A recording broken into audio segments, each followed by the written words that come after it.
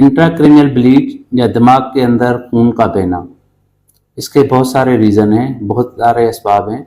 कुछ असबाब ऐसे हैं जिनको अगर हम ट्रीट करें तो 100% पेशेंट सही होने के चांसेस उसमें होते हैं। अगर मिडिल एज हो, यंग एज हो और उनका जो खून बहता है इस नौयत का हो जिससे लगे कि खुदा न ख्वास्ता दिमाग के अंदर कोई खून का फोड़ा है या शरेयान के अंदर फोड़ा है। जो खून का शरेयानों का फोड़ा होता है जो मिलके बनाती हैं उसको हम कहते हैं आर्टेरियोवेनस मेलफॉर्मेशन एवीएम, या जो दूसरा खून की शरेयान में एक फोड़ा एक ही नहीं बन जाए जिसको हम एन्यूरिज्म कहते हैं। तो इसकी वजह से काफ़ी खतरनाक ब्लीड हो सकता है पेशेंट को और पेशेंट काफ़ी सीरियस हो सकता है।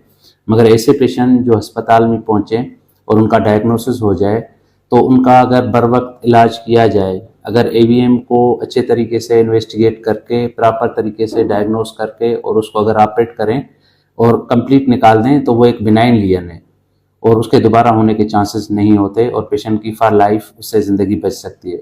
इसी तरीके से जो एन्यूरिज्म है, एन्यूरिज्म भी अगर आपके पास आ जाते हैं तो एन्यूरिज्म को हम ऑपरेट करके क्लिप भी लगा सकते हैं, एन्यूरिज्मल क्लिपिंग हम जिसे कहते हैं। उसके अलावा एंडोवेस्कुलर टेक्निक से जिस तरह टेक्नोलॉजी इन्हांस हो रही है, प्रोग्रेस कर रही है, तो उनको हम एंडोवेस्कुलरली क्वाइल भी कर सकते हैं।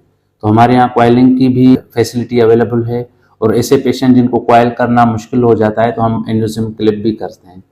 और ठीक इसी तरह हमारे जो आर्टेरियोवेनस मेलफॉर्मेशन है, एवीएम वाले पेशेंट हैं, अगर बिल्कुल डीपली है और ऐसी जगह पे है जहाँ पे निकालने से पेशेंट को ज़्यादा रिस्क होता है तो हम फिर कभी कभी उसमें गामा नाइफ सर्जरी भी करवा सकते हैं। ये दोनों बीमारियाँ जिसकी वजह से दिमाग के अंदर अच्छा खासा खून बह जाता है। अक्सर लोग कहते हैं दिमाग की रग फट गई, अक्सर लोग कहते हैं कि खून वाला फालिज हो गया। तो इसमें पेशेंट को फालिज की भी अलामतें हो सकती हैं, पेशेंट कोमा में भी जा सकता है और पेशेंट को खुदा न खास्ता सडन डेथ और ये इश्यूज़ भी हो सकते हैं।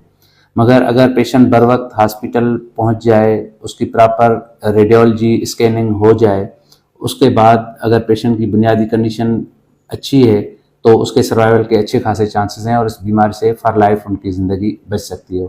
और ये एन्यूरिज्मल क्लिपिंग और एवीएम एक्सिशन हम रेगुलरली अपने सेंटर्स में कर रहे हैं और अल्हम्दुलिल्लाह इनके बहुत अच्छे रिजल्ट्स हैं।